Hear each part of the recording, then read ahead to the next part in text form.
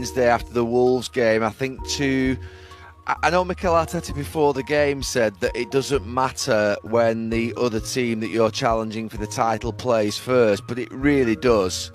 I mean, City having to sort of get their points on the board on a Saturday and then Arsenal have to follow them on a Sunday does add that pressure for Arsenal. And I think it's been a really good week for them in 2 games that are quite difficult. The North London derby, obviously Tottenham aren't playing well, but they still have to go there and do a job under pressure after the Wolves game. The physical strength, the experience of the last 3 years of losing it. I mean, they surely have to sort of look upon what's happened in the last 3 years. They know this is going to be hard work. They've got 10 more weeks of paying these Arsenal fans, watching in the crowd, watching at home, halfway up across that stand and say they haven't won the league for 22 years. And they've got to try and get rid of that. And in the last 3 years, they've been up against, obviously, City and Liverpool, and it's been obviously tough for them, and they've lost out in those battles. And call upon the experiences that they've had. Dig deep. Then the complication for them, Dave, is they've got 4 trophies to try and go at.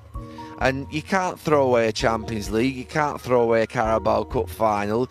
You know, you've got to go for every single trophy. So how Mikel Arteta rotates, how he uses his squad, how he stays clear of injury is going to be important. Could you have a view on that in terms of what should be their priorities, if indeed it does come to that? I play your best team. The Champions League, you've got to go and play your best team, and obviously the Premier League, you've got FA Cups.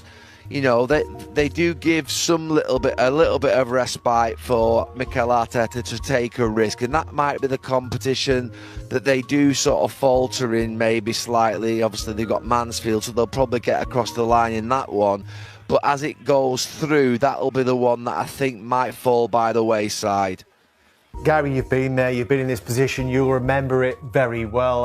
Of course, you went on to win multiple titles, but this first one, is it different? Is this going to be a case this evening of in this dressing room, they're going to be concerned about a performance?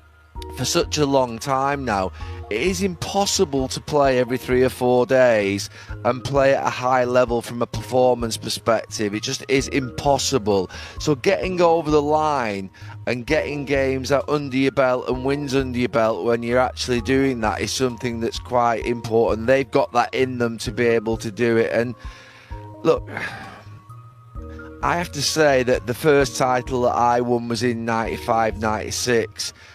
So the one thing that you would say is that who is the person in that dressing room that's settling everybody down, that's composing them? We had a lot of experienced winners when we were winning it for the first time, and it is hard work, but I do think they'll get there. The experience of the last 3 or 4 years, I think, will just be enough for them.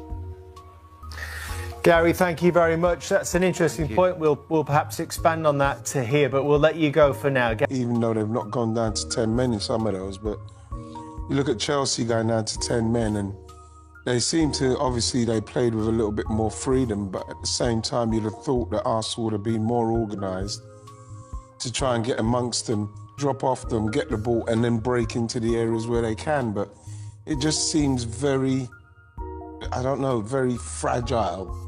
You know, I felt it. I mean, in the studio, I felt it. But like, in the end, they got over the line. But it's something that they've got to be worried about because we're not finishing off games. We're not finishing off chances in the first half. I thought there were opportunities for people to take first-time shots or take the shots quicker. And what would we do if it happens again? And they showed there that they were very nervous again. And it was one that they, as we said before, they got over the line. And you've got to do that. If you're going to win the league, if they're going to win the league over 38 games, you can't play pure every single game. But when your opponents, you know, go down to 10 men and you're leading the game, at home, that's a different scenario. Is that not understandable, given the fact that they're there to be shot at? They haven't got over the line yet in previous seasons. Yeah, but Steve, you prepared better for it mentally because what you're seeing in every game, whether it's against Wolves or Manchester City, there's a period in the second half that everything seems to go out the window, and our goalkeeper ends up saving everything for us. And I don't think it should be like that with the amount of experience we've got. Put their foot off the gas against Wolves. They're 2-0 up. 2-0 up in the second half, and suddenly their performance went completely downhill. Whether they thought they had won the game and we'd wrapped it up, it's only Wolves.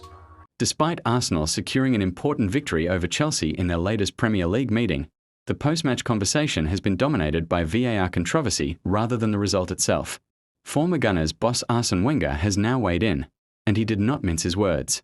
Arsenal ultimately got the 3 points in what was another tightly fought London derby, continuing their strong run in the title race. However, a major flashpoint arrived midway through the second half when an Arsenal forward appeared to be clearly brought down inside the Chelsea penalty area. Players immediately appealed, the crowd erupted, and replays quickly flooded social media showing what many supporters insist was obvious contact. Yet after a VAR check, the referee's original decision stood: no penalty.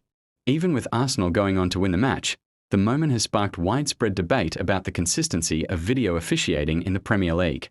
Wenger, speaking in his post-match analysis, made it clear that the result does not excuse what he believes was a serious officiating failure.